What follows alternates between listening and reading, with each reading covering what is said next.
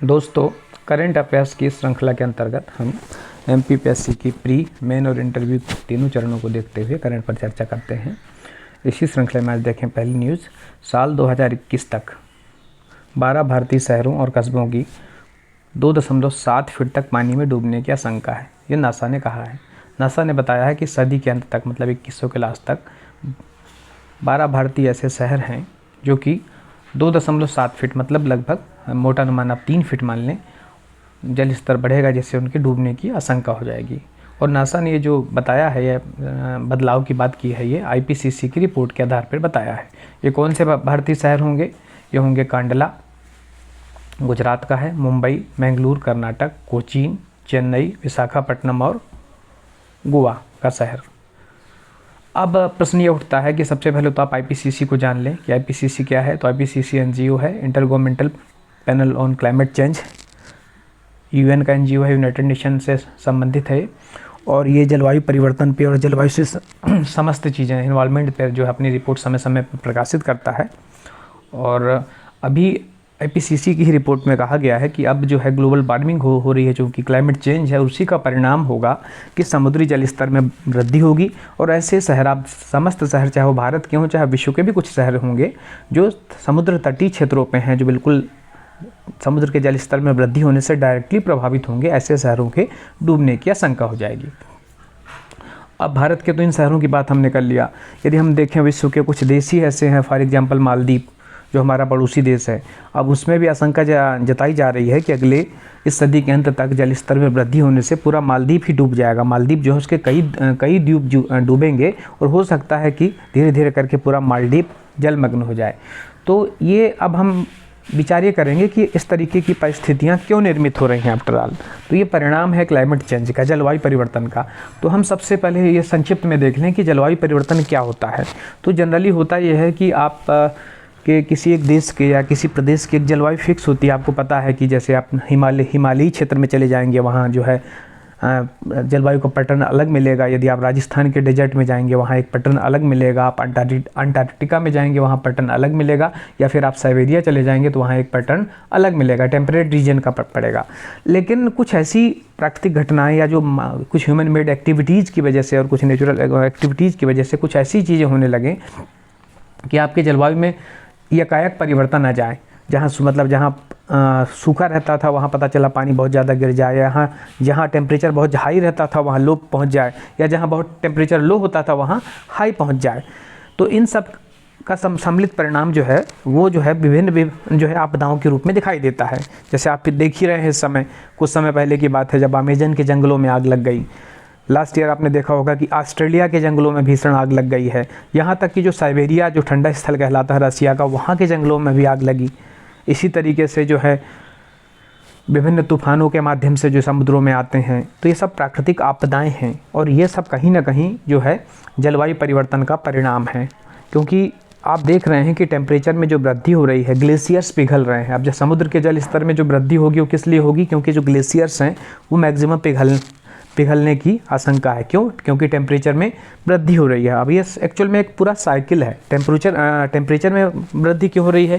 क्योंकि हमारे यहाँ कार्बन एमिशन ज़्यादा है, CO2 की मात्रा बढ़ती जा रही है लगातार। और जो उसका सिंक है, CO2 सोखने का माध्यम, जंगल है, फॉरेस्ट एरिया है, वो कम होते जा रहा है। अब प्रश्न ये उठता है कि ऐसा नहीं है कि इसके लिए दुनिया स्तर पर प्रयास नहीं किए गए। रियो सम्मेलन से लेकर इसके पहले जो है बहुत सारे सम्मेलन हुए। स्टॉकहोम सम्मेलन 1972 से लेकर 1992 का रियो सम्मेलन, और तत्पश्चात फिर कोपेनहेगन, बहुत सारे होते रहे। अभी आपने देखा होगा 2015 में जो है पेरिस जलवायु समझौता हुआ, जिसमें कार्बन एमिशन कम करने की बात की गई। फिर अभी इस साल नवंबर 2021 में जो आने वाला है, इसमें जो है ग्लासगो स्कॉटलैंड में जलवायु परिवर्तन को लेकर ही सम्मेलन होगा, जिसमें पेरिस जो सम्मेलन है उसके किए गए प्रयासों पर चर्चा होगी और आगे की रणनीति भी बनाई जाएगी।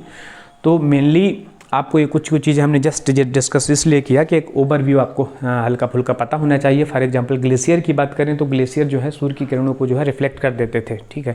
अब जो है क्लाइमेट चेंज की वजह से ग्लेशियर जो हैं वो खुद, उनमें टेम्परेचर बढ़ने से खुद ग्लेशियर पर जो है पिघल रहे हैं। आप यहाँ की वर्ल्ड के ग्लेशियर्स की बात करें आप, या फिर यहाँ के भारत के ग्लेशियर्स की बात करें, इनके पिघलने से क्या होगा, जल स्तर में, समुद्र के वृद्धि होगी। अब इनका उपाय यदि मोटा मोटा हम देखें कि क्या उपाय कर सकते हैं, तो दो तरीके के उपाय हैं।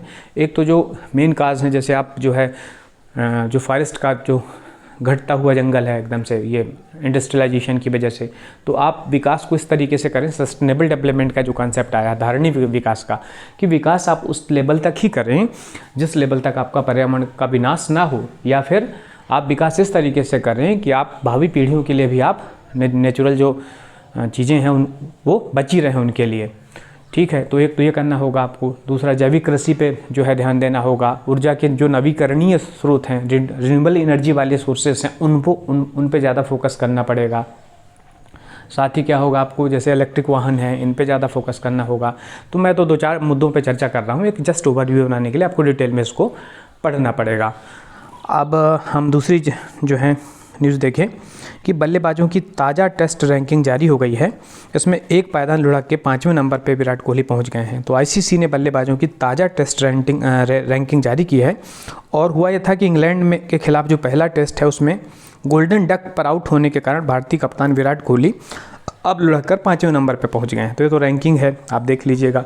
गोल्डन डक पता होना चाहिए, क्रिकेट की शब्दावली है।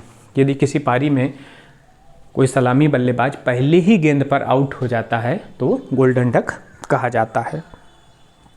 एक अन्य खबर देखें आज कि प्रधानमंत्री नरेंद्र मोदी जी ने कहा है कि वर्तमान में ऐसे समय में जब देश आज़ादी का अमृत महोत्सव मना रहा है और एक नया कॉन्सेप्ट चल रहा है अपने यहाँ आत्मनिर्भर भारत के निर्माण में, तो आत्मनिर्भर भारत के निर्माण में उन्होंने कहा है कि उद्योग जगत की महत्वपूर्ण भूमिका है। मतलब सरकार और उद्योग मिलकर ही जो है आत्मनिर्भर भारत की दिशा में प्रयास कर सकते हैं और कर भी रहे हैं। तो इसके मुख्य कुछ बिंदुओं को देखें कि जैसे इस समय हम देखें कोरोना पीरियड में भी देखें तो मास्क हो या पीपीई किट हो या वेंटिलेटर्स हो या वैक्सीनेशन की बात हो, दोनों सरकार और उद्योगों ने मिल के इसको जो है हर संभव कोशिश करके इसको प्रॉपर वे पे बनाया है। आज हम देखें और पुराने भारत को देखें, जहाँ पहले क्या होता था, विदेशी निवेशक आशंकित होते थे यहाँ आने के लिए। ठीक है, यहाँ के निवेशकों में निराशा होती थी, कुछ ऐसी पॉलिसी जैसी थी, बट अब सब चेंज हो गया। कॉम्पिटिटिव कॉर्पोरेट टैक्स हो गया, फेसलेस टैक्स हो गया, यहाँ का ब्यूरोक्रेसी का जो पैटर्न है वो बदल गया, सिंगल विंडो सिस्टम आ गए जो है, चाहे वो लाइसेंस देने के लिए बात हो। तो इन सब चीज़ों का परिणाम क्या हुआ कि चाहे वो विदेशी निवेशक हों चाहे यहाँ के अपने यहाँ के निवेशक हों, सभी उत्साहित हैं और सभी जो है आत्मनिर्भर भारत बनाने में योगदान दे रहे हैं। जो ease of doing business rank होती है उसमें भी भारत अब काफ़ी आगे आ चुका है। साथ ही एग्रीकल्चर सेक्टर की बात करें तो कृषि क्षेत्र, जहाँ पहले कुछ दशक पहले की बात करें हम, तो सिर्फ आजीविका का साधन माना जाता था, जीवन निर्वाह कृषि कहा जाता था। मतलब किसान जो है वो सिर्फ अपने खाने पीने के लिए अन्न उपजाता था और थोड़ा बहुत मार्केट में बेच लेता था। बट अब क्या है, अब कृषि के क्षेत्र में ऐतिहासिक सुधार हुए हैं। किसानों को स्वदेशी और वैश्विक दोनों बाज़ारों से जोड़ने का प्रयास किया जा रहा है। तो इस सेक्टर में भी काफ़ी अधिक सुधार किए गए हैं। इसी तरीके से देखें, चाहे वाणिज्यिक कोयला खनन की बात हो, रक्षा क्षेत्र में किए गए सुधार हों, या फिर जैसे अंतरिक्ष और परमाणु क्षेत्र जो हैं वो निजी क्षेत्र के लिए खोल दिए गए हैं। और साथ ही पब्लिक, सार्वजनिक और निजी क्षेत्र जो इनकी भागीदारी बढ़ी है, जिसको पीपीपी कहते हैं हम, पब्लिक प्राइवेट पार्टनरशिप, इस पे बढ़ावा हुआ है। टैक्सेशन में सुधार हुआ है, जीएसटी लागू की गई है, और जीएसटी न सिर्फ लागू की गई है बल्कि जीएसटी का जो कलेक्शन है वो भी पिछले रिकॉर्ड की तुलना में काफ़ी पिछले संग्रह के कलेक्शन की तुलना में रिकॉर्ड स्तर पर पहुंचा हो। और भी दो उद्योगों के समक्ष जो चुनौतियां हैं, सरकार ने उनके समाधान के लिए हमेशा प्रयास किया है। तो उनका कहने का तात्पर्य था कि जो है उद्योगों के माध्यम से जो है उनके विकास के साथ साथ हम आत्मनिर्भर भारत की तरफ जा सकते हैं।